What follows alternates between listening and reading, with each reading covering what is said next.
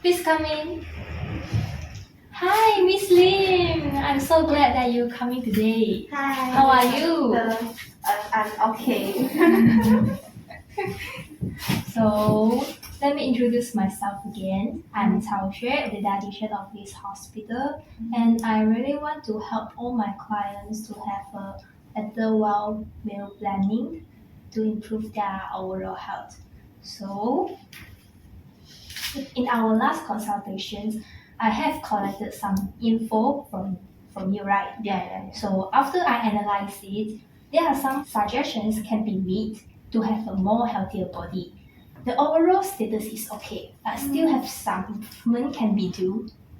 Yeah. So the first problem is that I found that you have quite high fat intake in your daily diet, which is about 36.7%. It's more than the recommended range, which is between the 20 to 30%. So it will be suggested to reduce it. Okay, so for the second problem is that your physical activity is in the inactive state. So improve it would be more better. And let me write it down to have a more clear. So the first one is the excessive fat intake. Second is the inactive lifestyle. So for the third is that you need to reduce your calorie intake because it's already exceed the recommended energy intake, which is 1,610 kilocalories. The current energy intake for you right now is about 2,451 kilocalories, which is already exceed the recommended range. So this is the third problem. For the fourth problem, that I see that you are quite frequent to skip your breakfast during the day, right? Yeah. So, so can I know how often do you to skip breakfast during the week? In a week? Including the weekend as well as the weekday, is it? Yes. I think it's 2 to 3 times. Yeah. Or some weeks will be 4 times like that. Yeah. So in that case, it's not very good action to do it. So I prefer to you to have a more frequent breakfast time.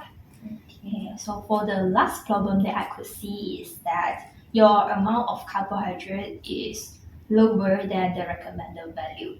Your current carbohydrate is 48.4%, and for the recommended range is between 50 to 60%. So you are quite less compared to the recommended range. But it's okay because the main problem would be on your fat intake as is already overseas. So the excess energy is already counted in your total energy compared to your carbohydrate. Yeah, when your fat is high, your carbohydrate will be low as well. So these are your 5 main problems right now. But at this time, I will not let you to change all of these action in this time. Not everyone can change it, right? Because so many things. So in this time, I would like to let you to prioritize which 2 of the goals you would like to make a change. Choose 2 like is it from these 5? So I think the fat intake will be more concern for you right now because when you are in high fat intake, you will have the risk of getting the obesity. And when you get obesity, you will subsequently lead to the high blood pressure, then leads to the hyperlipidemia, the cancer, stroke, and etc. So although your current body fat is normal, but when you keep practicing, it will increase the risk. Okay. So I think one of it is like reduce the fat intake for me to improve my condition.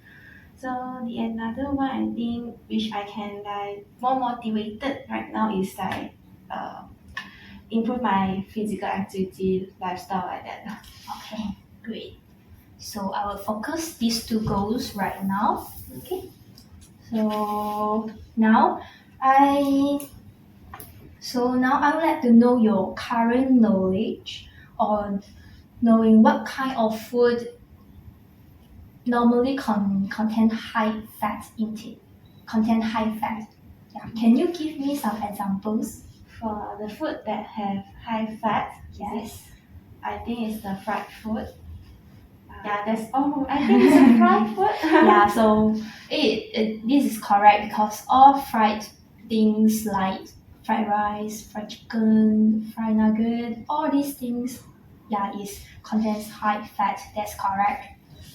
So in my other questions, do you know that how to reduce your fat intake? Because on your currently you need to reduce the fat intake, right? So can you give me some method on how to reduce the fat intake?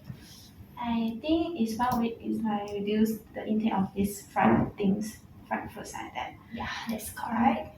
Other than it, they when limit the use of the oil or something. Yes, that's correct. Yeah, the overall you say is definitely correct, but there are other tips also to help you to reduce. Just like I can see that your food intake, you like to eat the fried chicken, right?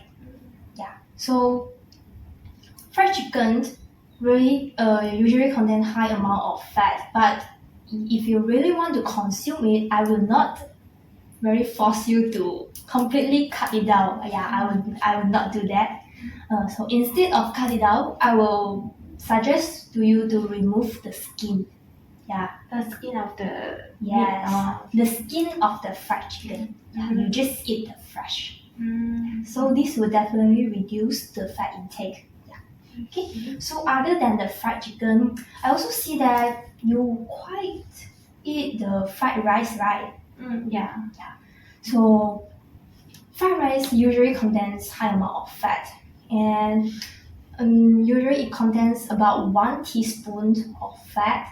Yeah, so when you total up, it really will oversee it. So to reduce your fat in terms of fried rice, you may choose other cooking methods such as the white rice or the porridge or the steamed. Just like the outside stores, they will purchase something like a white rice compare with a white rice with maybe a small portion of meat that contains the black pepper juice, something like that. So at least that the white rice is not involve many fat. Yeah. So in other time when you eat outside, you may prefer this choice lah instead of the fried rice. Yeah. So I would like to give you a scenario. If in your dinner time you have a fried chicken, how confident do you, scale 0 to 10, you will remove the skin of the fried rice, of the fried chicken? The skin of the fried chicken, is it 0 to 10 the scale? I think it is, for me is 6 like that.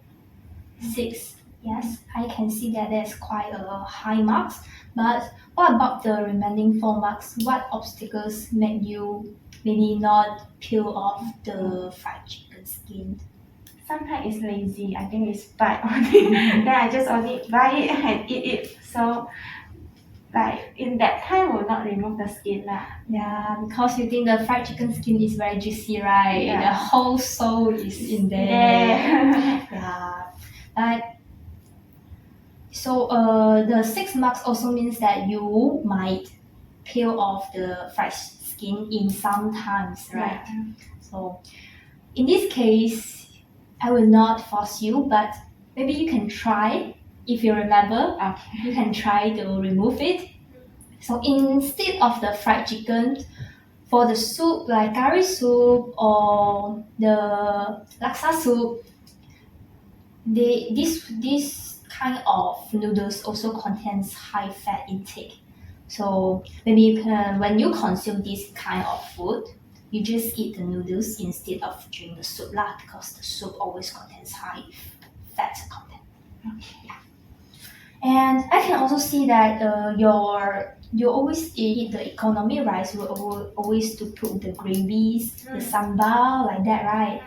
And this sambal or the chicken curry always consume high fat intake. Yeah, do you know that? Yeah. Can see it's a bit oily. Oily but very delicious, right? And actually, this kind of food contains high fat content. Contains high fat. So in next time, if you really want to add some juicy or some juice on your rice to make it not too dry, try to add other instead of the curry or the sambal. Add to maybe some water to make the rice a little bit water to make the rice more wet. Like soup, the Chinese soup, maybe a little bit. Yeah, this kind of food will be more better than all those fatty gravy lah. Okay, so after I calculating your fat intake, actually your fat is very high, right? So how do you make sure that you are not overeat it? So I have a method for you. So in your current fat intake, you already take about 20 teaspoons of this fat, because consists of the fried chicken oil, the skin oil, or the gravy oil. I can see that your fat intake already consists of 20 teaspoons, and your recommended fat intake is the maximum fat intake is 16 teaspoons of the oil. So yes, so whenever you try to eat all those maybe some high fat food, you can imagine yourself whether that this kind of food consists how many teaspoons. So your daily intake, you only recommended to take 16 teaspoons of the oil, like this. Yeah, not this. This is the normally we use for the meal, right? Yeah. It is called the tablespoons. So not this 16, Not the oil. huge one. Yes, not this huge one. Is this teaspoon, right? Okay.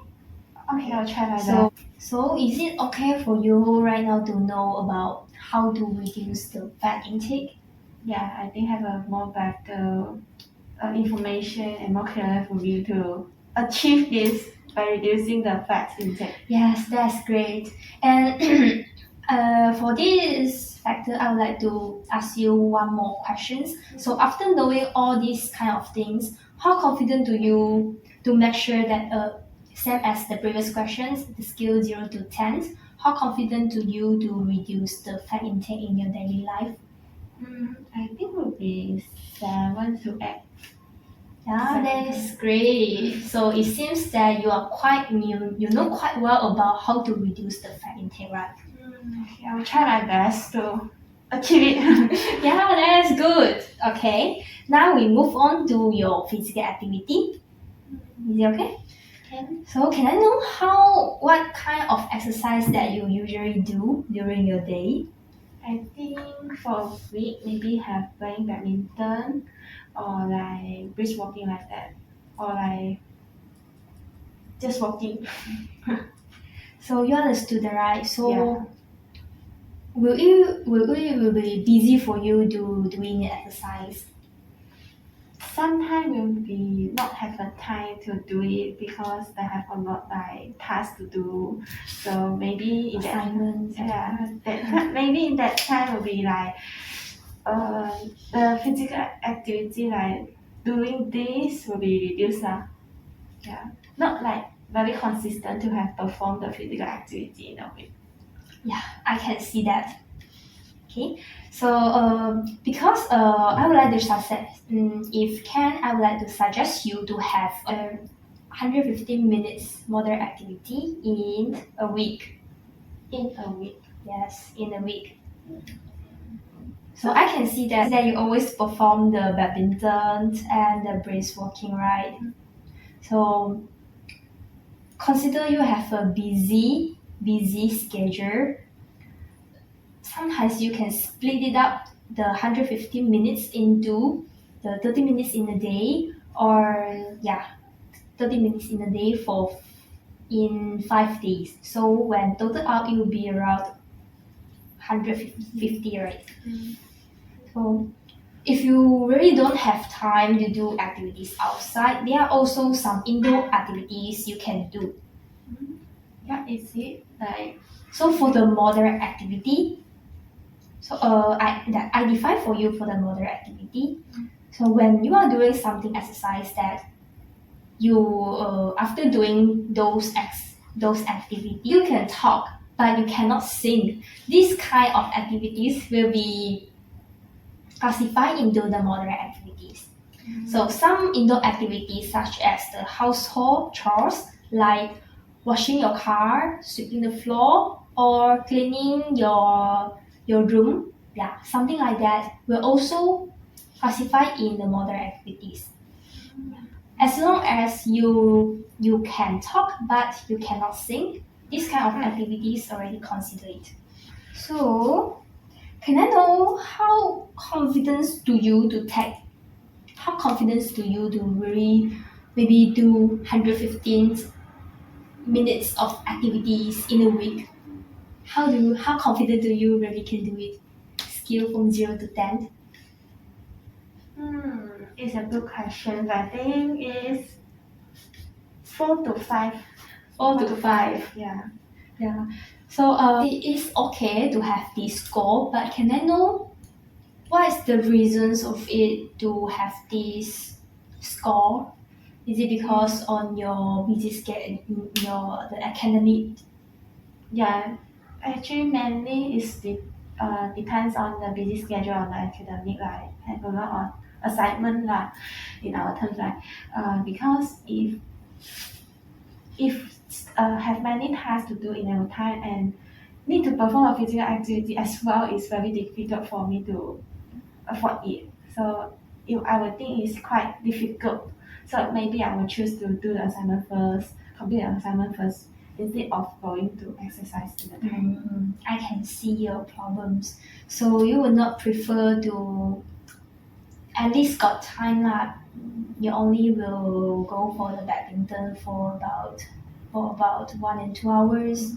So during your busy schedule, I would suggest for you to not like badminton. You need to set the ball, need to set the card and go for the time. Maybe you can try to have a walk, or when you come to school, maybe you can park more further from the locations, so you have more time. Maybe brisk walk, brisk walking to your locations. So in the same time when you are doing your maybe doing your homework or go to the lecture class, you are also doing the exercise too. So in the indoor, because you always need to clean your room, right, to make sure it's always not dirt, live in a comfortable place. Maybe in a day you can try to tidy up your room, or you set the time for washing the car, or have a jogging after you finish your homework, because exercise can really help you to as a student like you, exercise can help you to reduce the stress. And it also help you to have a more sleep quality, improve your sleep quality. And also will reduce the risk of you to getting the chronic disease. Okay. So after listening my consultations, how confident do you To achieve this. to achieve, or have you think about is there any exercise for you to do instead of playing the badminton, to help you to achieve the 115 minutes? Let me think. I think for exercise, I I think the most interested exercise for me is badminton lah. So other than it will be less interested on it and maybe will not put the time on it to play lah or to doing that kind of exercise. So I will try my best to increase the physical activity, but I just need to like say I also need to depend on my task lah, assignment like that. But I'll try my best to balance it. Work-life balance, Yeah, right? I will try my best to achieve it lah. Yeah, but I think maybe the skill will be not so high as the fat intake one. Reduce the fat intake. I think it's 6 or 5, 6 to 7 like that lah. Yes, I can see that. Maybe after you take your lunch or dinner, so you need to digest your food, right? So before you continue to do your homework, try to take a walk and digest it and release your mind. Because after you relax and release your mind, you'll be more focused on your academic.